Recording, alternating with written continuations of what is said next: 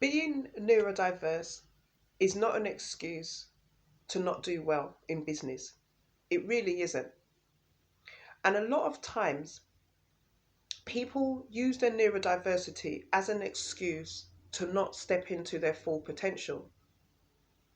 Neurodiversity is simply a different way of processing information and learning. That's all that it is.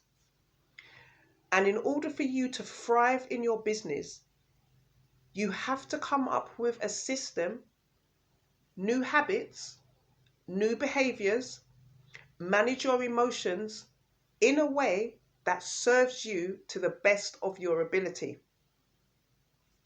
Hi, my name is Donna, and I am a neurodiverse confidence and mindset coach for neurodiverse women in business.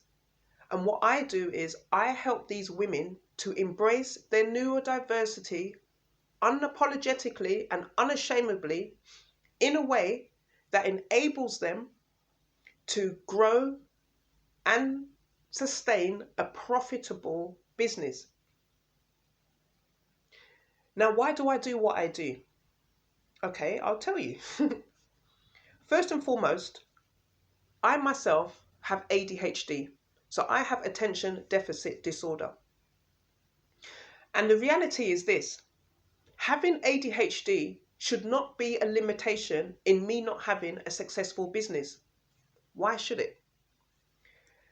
ADHD is simply a neurodiverse trait that has limitations that I have to learn to use to my advantage. Now that I know how to do that, I help other women just like yourself who's neurodiverse to do the same. So for example, every neurodiverse woman does not have the same symptoms. So take myself for argument's sake. I may lack focus. I may not pay enough detail. I may not pay enough attention to detail. And based on me not paying enough attention to detail, trying to do something that requires a lot of details means that it's going to be a struggle for me, obviously, because if that is a limitation, then obviously it will be very difficult. So where I thrive is in things that doesn't need a lot of detail. Now it seems quite simplistic, but you'd be surprised how many neurodiverse women force themselves to try and do stuff that is not their strength. And then they will beat themselves up thinking, what is wrong with me? Another prime example. Somebody with a neurodiverse, they may love writing. Writing might be their thing. Writing is their jam. They can get their creativity out and they can just start writing and writing and writing and writing. Another neurodiverse woman may hate writing with a passion. That's not their strength. Their strength may be communicating, talking, expressing themselves. And what they will end up doing, if they don't embrace their neurodiversity traits, which is what I help them to do, what they will end up doing is trying to force themselves to write when that's not their strength and avoid doing the activity that is their strength. And I'll use myself as a prime example again. I'm not a big fan of writing because how my brain works is I have to get everything out first. So even if it's all mumbled up, get everything all out first. And once it's all out there, walk away from it, come back to it at a later date, rearrange, and then start editing. And sometimes it can take forever to get it to exactly how I want it to be. So I'm not a person that can write at the last minute. However, when it comes to talking, everything just flows. Everything just comes out exactly how it is supposed to come out. So by embracing your strengths, you then now feel empowered and you now feel good within yourself. Because imagine doing something that seems very taxing on your brain. Imagine what that does to your confidence. Imagine what that does to your self-esteem. It's not going to make you feel good.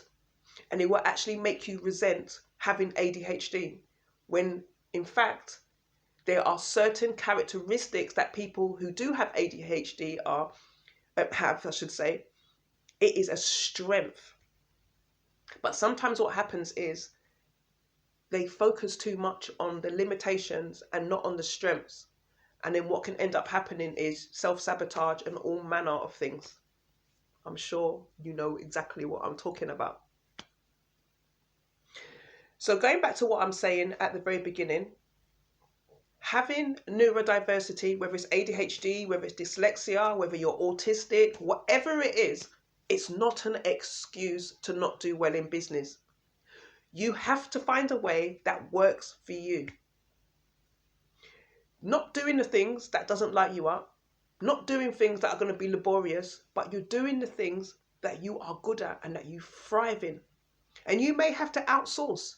You may have to, allow other people to help you in the areas that you don't want to do, or the areas that you struggle in. Now, if this resonates with you, comment below. Tell me what you got from this. What aha breakthroughs you got. And also, if you are struggling to grow your business in the way how you know that it should be grown, reach out to me and have a discovery call, and let's connect. And let me help you to get clarity in regards to where you may be stuck in your business. And if it is a good fit, we'll work together. If not, go on your merry way. Please remember to like, comment, and subscribe. And I will see you on the next video. Bye for now.